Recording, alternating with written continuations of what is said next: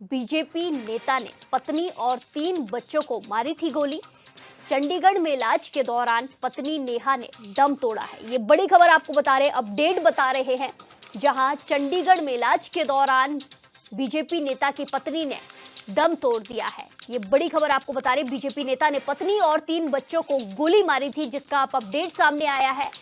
चंडीगढ़ में इलाज के दौरान पत्नी नेहा ने भी दम तोड़ दिया है। बीजेपी नेता योगेश रोहिला की पत्नी नेहा की मौत हो गई है। आरोपी नेता योगेश को जेल भेज चुकी है पुलिस। ये बड़ी खबर आपको बता रहे हैं। बीजेपी नेता ने पत्नी और 3 बच्चों को गोली मारी थी, जिसके चलते 3 बच्चों की पहले ही मौत हो चुकी थी और अब इलाज के दौरान पत्नी नेहा ने भी दम तोड़ दिया है। बड़ा अपडेट देखने को मिला है। बीते दिनों बीजेपी नेता ने अपनी पत्नी और 3 बच्चों को गोली मारी थी, जिसके चलते 3 बच्चों की उसी दिन मौत हो गई थी और पत्नी का इलाज चल रहा था, लेकिन चंडीगढ़ में इलाज के दौरान पत्नी ने भी दम तोड़ दिया है। बीजेपी नेता योगेश रोहिला की पत्नी की मौत हो गई है। आरोपी नेता को पुलिस पहले ही जेल भेज चुकी है। ये बड़ी खबर आपको बता रहे हैं, अपडेट बता रहे हैं, जहां बीजेपी नेता योगेश रोहिला ने अपनी पत्नी और 3 बच्चों को गोली मारी थी, जिसके चलते आज पत्नी की मौत हो चुकी है, बच्चों की पहले ही दर्दनाक मौत हो चुकी है। इस खबर पर ज्यादा जानकारी के साथ सीधे जुड़ेंगे हमारे संवाददाता राजेश धीमान से।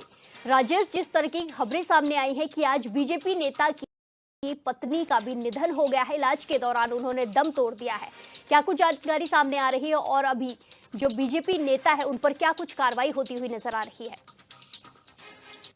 जी प्रिया, मैं आपको बता देना चाहता हूँ कि बीजेपी नेता योगेश रोहिला ने अपनी पत्नी के साथ 3 बच्चों की गोली मारकर हत्या कर दी थी, जिसमें 2 बच्चों की तत्काल मौत हो चुकी थी घटना से ही, जिसमें उनकी पत्नी और उनके जो एक बच्चा था उसको अस्पताल में भर्ती कराया गया था। अस्पताल में बच्चे भर्ती कराने के बाद बच्चे की भी मौत हो गई थी। उनकी जो पत्नी थी उनको मतलब कि हायर सेंटर चंडीगढ़ में पीजीआई में भर्ती कराया गया था, जहां पर उनकी कल मतलब की मृत्यु हो गई है। और बड़ा ही गमगीन माहौल पूरे गांव के अंदर, पूरे क्षेत्र के अंदर ये हो रहा है। सब लोग स्तंभ है कि ये पूरा मामला कैसे हुआ।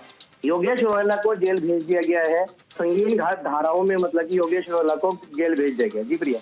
जी बिल्कुल राजेश, जिस तरीके से पहले ये सामने आया था इस पूरी खबर में कि जो बीजेपी नेता है उन्होंने शक के आधार पर अपने परिवार को गोली मारी, अपनी पत्नी को, अपने बच्चों को, ऐसे में अभी पूछताछ की गई है तो पुलिस ने उनको जेल भी भेजा है, तो पूछताछ तो हुई होगी। तो ऐसे में क्या कुछ सामने आया है कि क्या कुछ मेन कारण रहा गोली मारने का परिवार को?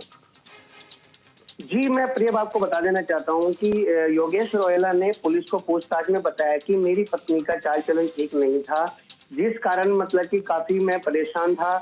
और ये सारा का सारा घटना कहीं ना कहीं शक के आधार पे है और शक के आधार पे उन्होंने मतलब कि उनको मतलब कि गोली मारकर उनकी हत्या कर दी, क्योंकि उनका कहना साफ था कि मैं काफी परेशान था, अपनी पत्नी को बार बार समझाता था और मतलब कि मेरी पत्नी नहीं मानती थी। और ये कहीं ना कहीं पूरा का पूरा मुद्दा एक शक के आधार पे है और शक के आधार पे उन्होंने अपने पूरे परिवार को खत्म कर दिया। जी प्रिया।